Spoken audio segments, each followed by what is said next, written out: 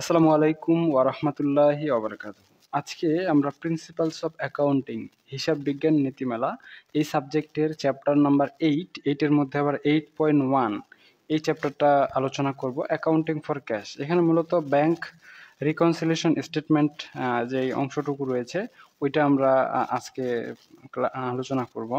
আপনাদের এই সম্পূর্ণ বইটা আমরা অনলাইনে প্রাইভেট ব্যাচ এর মাধ্যমে প্রাইভেট পড়াচ্ছি। আপনারা যদি কেউ চান তাহলে আমাদের অনলাইন প্রাইভেট ব্যাচে যুক্ত হতে পারেন।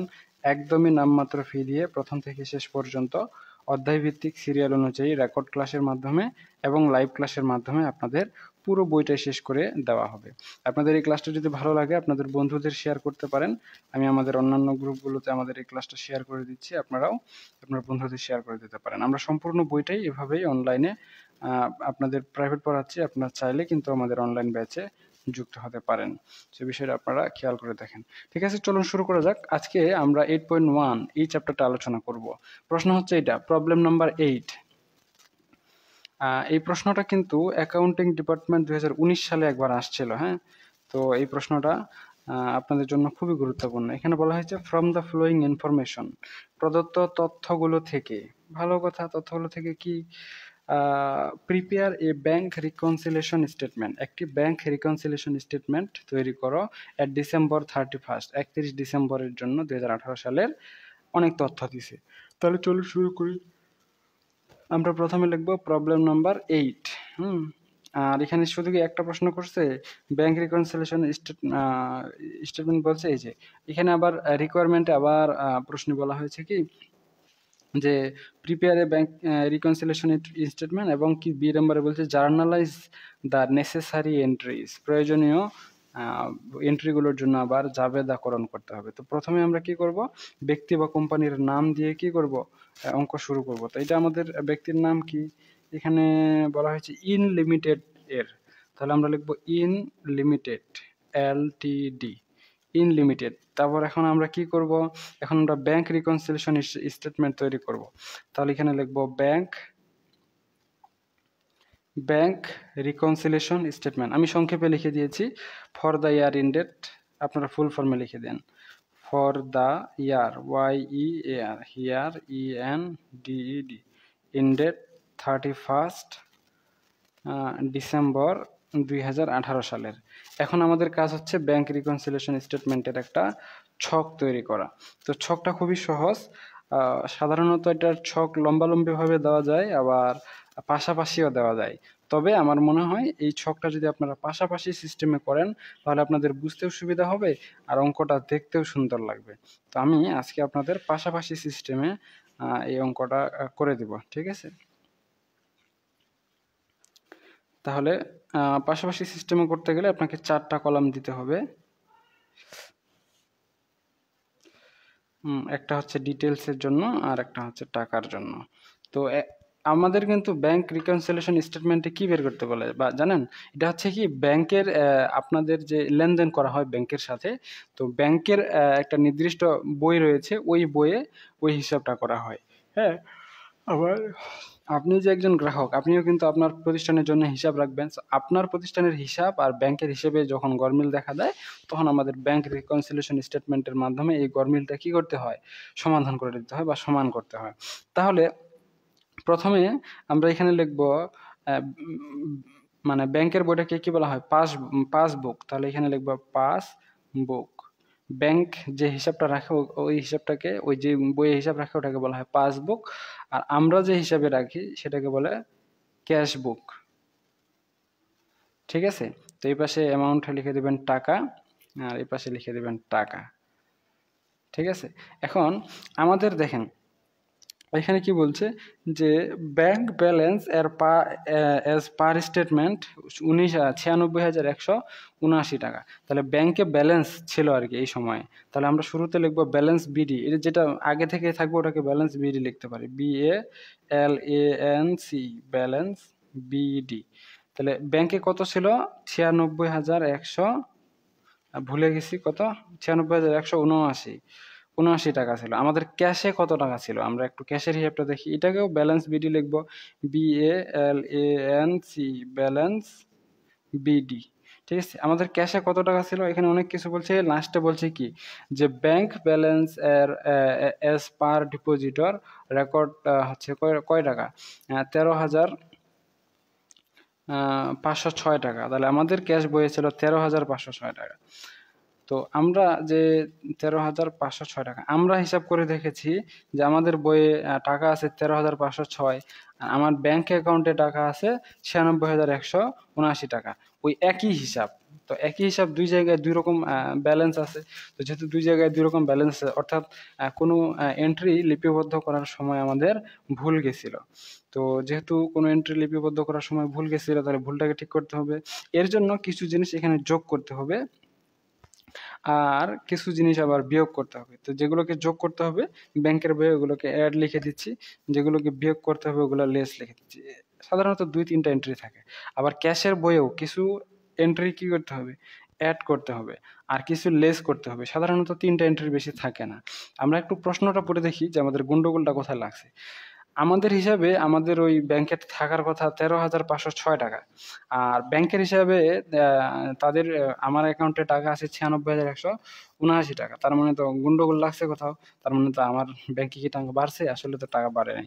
ব্যাংক তো আপনাকে বেশি টাকা দিবে না। তাহলে কি করতে হবে? তাহলে আমরা হিসাব করে দেখি যে আসলে ঘটনাটা কি ঘটছে, যে আমাদের হিসাবের মধ্যে গোলমেল লাগছে। এখানে বলা হয়েছে কি যে deposit in transit, deposit in transit মানে ব্যাংকে এখনো কি করা হয়নি, টাকাটা পৌঁছায়নি।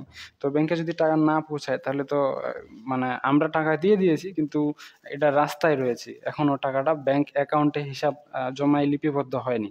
তো এই জন্য আমরা আমাদের কাছ থেকে মাইনাস করে দিছি। তাহলে আমাদের কাছ থেকে টাকাটা যে চলে গেছে, এটা তো ব্যাংকের কাছে যাই জমা হবে, কিন্তু এখনো ব্যাংকে গিয়ে পৌঁছায়নি। তবে পৌঁছাবে, তো পৌঁছাইলে তো ব্যাংকে টাকাটা জমা হয়ে যাবে না? তো ব্যাংকে যদি টাকা জমা হয়ে যায় তাহলে তো ব্যাংকে আরো ব্যালেন্স কি হয়ে যাবে, বাড়ে যাবে। তাহলে কত টাকা ডিপোজিট ইন ট্রানজিট আছে? 74,700 টাকা। তাহলে আমরা এখানে লিখবো ডিপোজিট, DEPOSIT, ডিপোজিট ইন ট্রানজিটকে আমি সংক্ষেপে টি দিয়ে প্রকাশ করতেছি, আপনারা ফুল ফর্মে লিখে দিতে পারেন। কত হাজার? 54,700 টাকা। মানে এমনিতে আমাদের 96,000 টাকা আছে, আরও 54,000 টাকা কি হয়ে যাবে, ব্যাংকের যোগ হয়ে যাবে। তার মানে আমার অ্যাকাউন্টে ব্যাংকের হিসেবে টাকা আছে 1 লাখের উপরে, কিন্তু আমার হিসাবে আমার খাতায় আমার ওই ব্যাংকের অ্যাকাউন্টে টাকা আছে 13,506 টাকা। মানে তো বিশাল গন্ডগোল হয়ে গেছে। আচ্ছা দেখি আমরা পরবর্তীতে আমরা তো গন্ডগোলটা কোথায় হয়েছে। এখানে বলছে যে আউটস্ট্যান্ডিং চেক। আউটস্ট্যান্ডিং চেক মানে কি? আউটস্ট্যান্ডিং চেক যেটা যেটাকে বলা হয় বকেয়া চেক রয়েছে। তো বকেয়া চেক রয়েছে 1,29,478 টাকার। মানে এই টাকার চেক আমরা লিখে দিয়েছি অলরেডি। তো আমরা যেহেতু লিখে দিয়েছি, আমরা কিন্তু আমাদের অ্যাকাউন্ট থেকে এটা মাইনাস করে দিয়েছি। তো এই চেকটা যখন যাকে লিখে দিয়েছি সে আমার অ্যাকাউন্ট থেকে টাকা তুলবে, ব্যাংকে যাবে, তখন তো আমার ব্যাংকে ব্যালেন্সটা কমে যাবে। তো তাহলে এই ব্যাংকে ব্যালেন্স কমে যাবে, কিন্তু ব্যাংকে এখনো ওই চেকটা কি করা হয়নি, জমা দেওয়া হয়নি। মনে করেন আমি 10,000 টাকার কোনো প্রোডাক্ট কিনছি বা কোনো সার্ভিস গ্রহণ করছি, গ্রহণ করার পর 10,000 টাকার একটা চেক লিখে দিচ্ছি। এখন যাকে আমি চেকটা লিখে দিছি ওই ব্যক্তি আমার ব্যাংকে যায়, এখনো চেকটা দেখায়নি। যদি দেখায় তাহলে ব্যাংক কি করবে, আমার অ্যাকাউন্ট থেকে ওকে 10,000 টাকা দিয়ে দিবে। সো এইরকম আউটস্ট্যান্ডিং চেক, এরকম বকেয়া চেক রয়েছে। আউটস্ট্যান্ডিং চেককে আমি সংক্ষেপে ওসি লিখে দিচ্ছি, হ্যাঁ, এখানে লেখার যেহেতু জায়গা নাই এই জন্য। আউটস্ট্যান্ডিং চেক হিসেবে আমার কত টাকা, 1,29,478 টাকার চেক লেখা হয়ে গেছে, কিন্তু আমার এখনো ব্যাংকে জমা হয়নি। এখন বলেন তো এখানে ফার্স্ট ব্র্যাকেট কেন দিলাম? ফার্স্ট ব্র্যাকেট দেওয়ার নিয়ম কারণ হচ্ছে যে আমাদের এই টাকাটা কি হয়ে যাবে, মাইনাস হবে। তো এখানে তো সরাসরি মাইনাস লিখতে পারবো না আমরা। তো মাইনাসটাকে আমরা সাধারণত অ্যাকাউন্টিং এর ভাষায় কি করি, ব্র্যাকেট চিহ্নের মধ্যে দেখা যায়। আর এটা যে মাইনাস হবে কিভাবে বুঝতে পারলাম, এই যে লেসের এখানে লিখছি। লেসের এখানে কেন লিখছি, কারণ চেকটা বকেয়া আছে, আমার ব্যাংক থেকে টাকা কমে যাবে, কমে যাইলে লেসে লিখবো, আর যদি টাকা বাড়ে যায় তাহলে অ্যাডে লিখবো। ঠিক আমার আমার ব্যালেন্সের ক্ষেত্রেও একই কাহিনী হবে। আচ্ছা পরবর্তীতে দেখি, ব্যাংক এরর ডিপোজিট আন্ডারস্টেটেড 10,000 টাকা। মানে ব্যাংক ভুলক্রমে 10,000 টাকা আমাদের অ্যাকাউন্টে যোগ করেনি। তো ব্যাংক যেহেতু ভুলক্রমে যোগ করেনি, এখন তো ব্যাংক তার ভুল বুঝতে পারবে না। তাহলে অবশ্যই যোগ করে দিতে হবে, কারণ টাকাটা আমাদের যোগ করেনি, এটা টাকা তো আমরা পাবো না। তাহলে এখানে আমরা লিখবো ব্যাংক, BANK, ব্যাংক এরর, আর ব্যাংক ভুল করে আমাদের অ্যাকাউন্টে 10,000 টাকা লেখেনি। তা আমরা এখন 10,000 টাকা লিখে দিচ্ছি, কারণ 10,000 টাকা তো আমরা ছাড়ে দেবো না। এটা তো ব্যাংক যখন তার ভুল বুঝতে পারবে তখন তো এটা তুলবে টাকাটা। তাহলে এটা তুলে দিচ্ছি। আচ্ছা, এরপরে কি আছে দেখেন তো, NSF. NSF cheque from customer debited to account by 2300 টাকা। এনএসএফ মানে হচ্ছে যে আমরা কোনো সময় চেক লিখে দিয়েছিলাম, কিন্তু ওই সময় কি কি নাই, আমার অ্যাকাউন্টে পর্যাপ্ত পরিমাণ টাকা ছিল না। তো ওই সময় যে আমাদের না, সরি, ওই সময় 2300 টাকা আমার অ্যাকাউন্টে টাকা ছিল না। তো আমি তো আমার হচ্ছে এই মানে চেকটা লিখে দিয়ে দিয়েছি। তো চেক লিখে দিয়ে দেওয়ার কারণে কিন্তু আমার এটা মেইন যে ক্যাশ বুক থাকবে এখান থেকে মাইনাস করে দিতে হবে। একটা বিষয় খেয়াল রাখবেন, যখন এনএসএফ চেক থাকবে, CHEQUE, এটা একদম মুখস্থ, চোখ বন্ধ করে 2300, টাকার অ্যামাউন্ট আলাদা থাকবে। এনএসএফ চেক থাকলে আপনারা ক্যাশ বুক থেকে মাইনাস করে দেবেন, এতটুকুই। এনএসএফ চেক, ঠিক আছে? এনএসএফ চেক থাকলে আপনারা আপনাদের ক্যাশ বুক থেকে মাইনাস করে দেবেন, মানে আপনার নিজের বই থেকে 2300 টাকা মাইনাস করবেন। আচ্ছা, 2300 টাকা যে মাইনাস করবেন, 2300 না 23,000, 2300 টাকা যে মাইনাস করবেন, এটাকে কি করতে হবে? ফার্স্ট ব্র্যাকেটের ভিতরে লিখে দিতে হবে। আচ্ছা, এর পরবর্তীতে দেখেন তো কি আছে, যে ব্যাংক সার্ভিস চার্জ ফর ডিসেম্বরের জন্য ব্যাংক সার্ভিস চার্জ নিচ্ছে 75 টাকা। তো ব্যাংক যে 75 টাকা আমাদের সার্ভিস চার্জ নিছে, ওটা তো আমরা জানি না, তো আমাদের বইয়ে তো ওইটা টাকাটা হিসাব করিনি। তাহলে তো আমাদের হচ্ছে টাকা কমে যাবে না আরো? তো কমে গেলে ব্যাংক তো তার হিসাবে কমাই দিছে, কিন্তু আমাদের হিসাবে তো আমরা এখনো কমাইনি, তাহলে কমা দিতে হবে। SERVIC, service, CHARG, service charge হিসেবে 75 টাকা কি করে দিতে হবে? কমায় দিতে হবে। আচ্ছা, এর পরবর্তীতে আর কি আছে দেখেন তো, যে ইরোর অন ডিপোজিটরস বুক। ডিপোজিটরস বুকে মানে আমাদের ক্যাশ বুকে, ডিপোজিটরস বুক মানে কি, মানে আমাদের ক্যাশ বুকে, ঠিক আছে? Cheque return to pay a creditor recorded at টাকা 300। এটার মানে চেক 300 টাকা কি করতে হবে? যোগ করে দিতে হবে। বাট রিটার্ন ফর টাকা 30, কিন্তু 300 টাকা যোগ করার জায়গায় আমরা 30 টাকা যোগ করে ফেলেছি। এখন 270 টাকা bank balance as per depositors record on, এটা চলে গেছে। তাহলে তার মানে 270 টাকা আমরা রেকর্ড করিনি, 300 টাকা রেকর্ড করার কথা, রেকর্ড করছি 30 টাকা। তাহলে বাকি 270 টাকা তো রেকর্ড করতে হবে বা আমাদের ক্যাশ বুকে তুলতে হবে। তাহলে এটা কি আমাদের ভুল না? তা আগেরটা কি ছিল? Bank error. আর এই জায়গার এখানে আমরা লিখবো depositor error, DEPOSIT, deposit error, ERROR।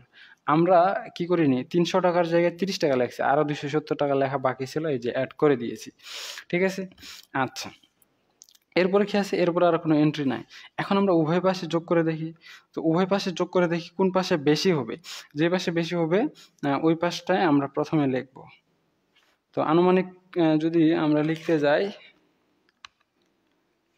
তাহলে 96,000 এখানে যোগ করতে হবে। 96,179 যোগ 54,700 যোগ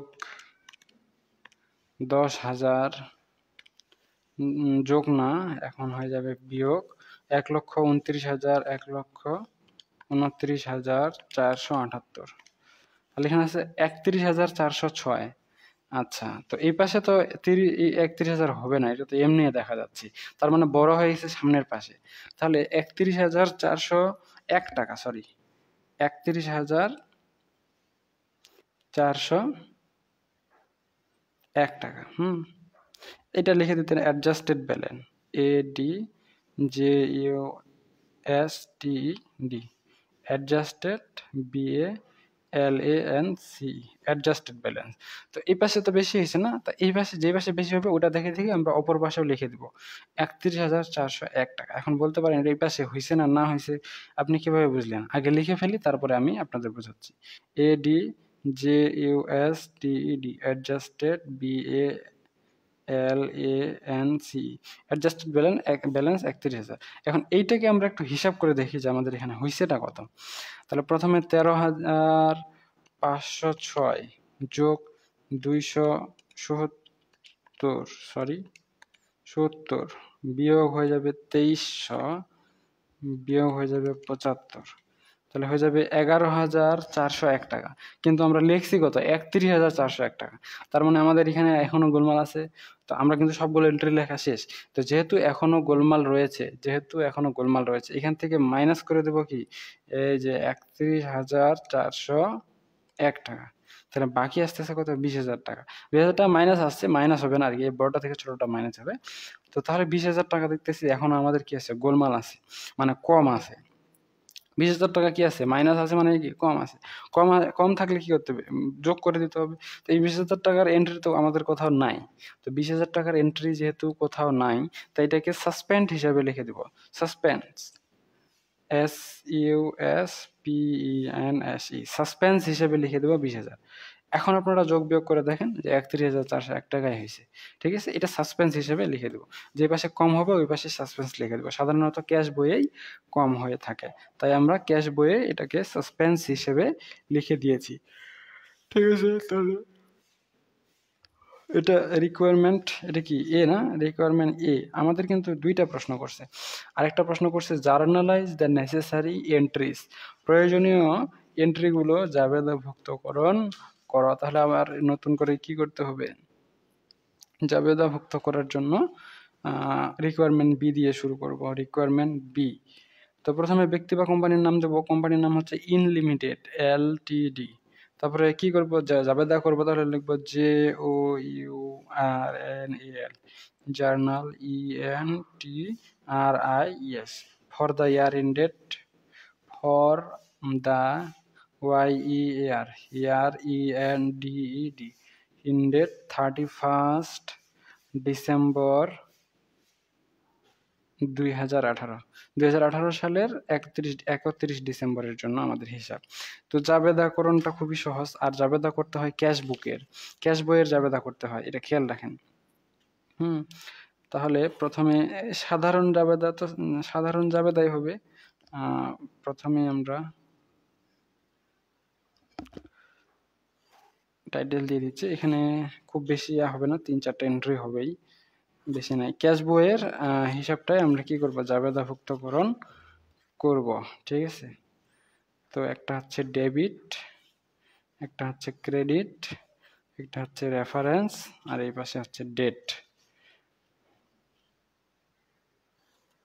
এক্সপ্লানেশন দিলে দিবেন, না দিলে নাই, কোনো সমস্যা নাই। তো প্রথমে আমরা কি করব? এই পাশে জাবেদা দেখব। আচ্ছা, এখানে লিখে দিই ডেট, DAT। ডেট তো নাই, 2018 ডিসেম্বর কত তারিখের এগুলো? নাই, কোনো তারিখ নাই, তাহলে ডিসেম্বর 31 লিখে দিচ্ছি। ঠিক আছে, আচ্ছা। তো এবারে এখানে লিখবো account titles, ACCOUNT, account TITLES, account titles. তারপর এখানে হবে রেফারেন্স, এপাশে হবে ডেবিটের টাকা, ডেবিট ডিআর টাকা, ক্রেডিটের টাকা হবে সিআর টাকা। ঠিক আছে, আচ্ছা। এখন আমাদের এখানে জাবেদাটা দেখি কি হয়। তো ব্যালেন্স বিডির কোনো জাবেদা নাই, ক্যাশ বুকের শুধু জাবেদা হয়। হ্যাঁ, ওই পাশের জাবেদাটা হয় না, ওই পাশে হইলেও নতুন আমরা আলাদা অন্য করতে শিখবো।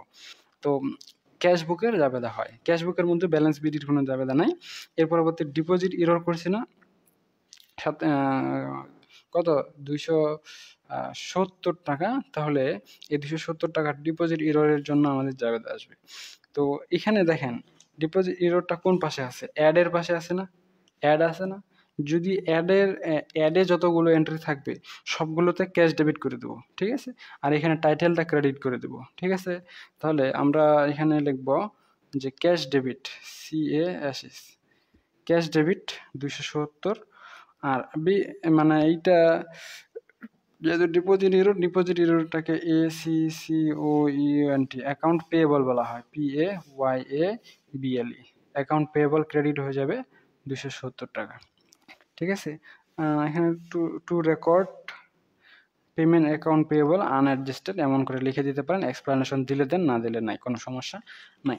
তো এরপরে রয়েছে আমাদের সাসপেন্স অ্যাকাউন্ট। তো সাসপেন্স অ্যাকাউন্টের জন্য কোনো জাবেদা দিতে হয় না। এরপরে রয়েছে এনএসএফ চেক। তো এই যে 2300 টাকা এনএসএফ চেক রয়েছে, এটাকে অ্যাকাউন্ট রিসিভেবল বলা হয়। তো এটা লেসে আছে না, লেসে যেগুলো থাকবে ক্যাশটা ক্রেডিটে থাকবে। তাহলে এনএসএফ চেককে কি বলা হয়? অ্যাকাউন্ট রিসিভেবল বলা হয়। তাহলে আমরা লিখবো ACCOUNT account, RECEIVABLE account receivable. 2300 টাকা হচ্ছে ডেবিট, আর লেসে থাকার কারণে ক্যাশ হয়ে যাবে 2300 টাকা ক্রেডিট। ঠিক আছে, আচ্ছা। এর পরবর্তী জাবেদা দেখেন, সার্ভিস চার্জ রয়েছে। তো সার্ভিস চার্জকে সার্ভিস চার্জে বলা হয় SERVIC, service CHARG, service charge কত টাকা? 75 টাকা। তাহলে ডেবিট, আর লেসে থাকার কারণে ক্যাশ ক্রেডিট হয়ে যাবে। এখন এক্সপ্লানেশন চাইলে দিতে পারেন, এক্সপ্লানেশন চাইলে নাও দিতে পারেন। তো এক্সপ্লানেশনটা খুব সহজ, আমি চাইলে দিয়ে দিচ্ছি। এখানে লিখবেন to record, to RECORD, to record. এটা কিসের জন্য ছিল? প্রথমে ক্যাশ অ্যাকাউন্ট পেয়েবল, তার মানে ডিপোজিট এরর। আমি সংক্ষেপে লিখে দিচ্ছি, deposit error adjusted, ADJUSTED, adjusted. এভাবে ছোট করে লিখে দিতে পারেন। তারপরে এইটাও লিখে দিতে পারেন, to record NSF cheque adjusted, to RECORD, to record NSF cheque ADJUSTED, adjusted. তারপরে সার্ভিস চার্জ, তাহলে এখানে লিখতে পারেন টু রেকর্ড, একদম সহজ, RECORD, service charge ADJ, adjusted. ADJ মানে অ্যাডজেক্টিভ, এটা গ্রামারের ভাষায়, কিন্তু আমাদের অ্যাকাউন্টিং এর ভাষায় এডিজে মানে হচ্ছে অ্যাডজাস্টেড। অনেক কিছু পরিবর্তন রয়েছে, যেমন BF মানে সাধারণভাবে বয়ফ্রেন্ড, ছেলে বন্ধু, আর আমাদের অ্যাকাউন্টিং এর ভাষায় হচ্ছে ব্যালেন্সিং ফিগার। ঠিক আছে, তো এই হচ্ছে বিষয়। তো আজকে পর্যন্তই, আশা করা যায় আপনাদের ক্লাসটা বুঝতে পারছেন। আপনাদের কোনো সমস্যা হয়ে থাকলে অবশ্যই আমাদের জানাতে পারেন। ব্যাংক রিকনসিলিয়েশন স্টেটমেন্টে আমরা আজকে প্রথম ক্লাস নিয়েছি। এই ক্লাসটা আপনাদের ফ্রিতে নেওয়া হয়েছে। আমাদের পরবর্তী যে ব্যাংক রিকনসিলিয়েশন স্টেটমেন্টের ক্লাসগুলো রয়েছে সেগুলো প্রাইভেট গ্রুপে নেওয়া হবে। তো আপনারা চাইলে আমাদের অনলাইন ব্যাচে যুক্ত হতে পারেন, একদমই নামমাত্র ফি দিয়ে। বিস্তারিত জানতে আমার এখানে 2টা নাম্বার দেওয়া আছে, আপনারা যে কোনো একটা নাম্বারে কল অথবা হোয়াটসঅ্যাপ করতে পারেন। কল না করাই ভালো, হোয়াটসঅ্যাপ করলেই আমি সবচেয়ে বেশি খুশি হব। তো ঠিক আছে, আজকে পর্যন্তই। সকলে সুস্থ থাকুন, ভালো থাকুন, আর আমাদের সাথে থাকুন। আপনাদের পরীক্ষা একদমই সন্নিকটে, মানে আর 1 থেকে 2 মাসের মতো সময় রয়েছে। সো আপনারা একটু মনোযোগ সহকারে পড়েন, আপনাদের পড়াশোনার উপর আপনাদের রেজাল্ট ডিপেন্ড করবে। আর যারা মানে আমাদের এখানে যুক্ত হয়েছেন, আপনাদের অনার্স থেকে একদম মাস্টার্স পর্যন্ত যতগুলো ম্যাথ সাবজেক্ট রয়েছে সবগুলোই আমরা পড়াচ্ছি, specially for management department and accounting department. Management ডিপার্টমেন্টের মাস্টার্স একটা সাবজেক্ট রয়েছে বিজনেস রিসার্চ, ব্যবসায় গবেষণা, সেটাও আমরা নতুন ব্যাচ শুরু করে দিয়েছি। আমাদের অন্যান্য ব্যাচগুলোও শুরু করে দেওয়া হবে ইনশাল্লাহ। অ্যাকাউন্টিংয়ের শুরু করিনি এখনও, সামনের মাসে শুরু করবো। সো আপনারা একদম আমাদের এখানেই মাস্টার্স পর্যন্ত আপনাদের প্রাইভেট পড়াশোনা চালিয়ে যেতে পারেন। ধন্যবাদ সকলকে, আজকে পর্যন্তই, খুদা হাফেজ।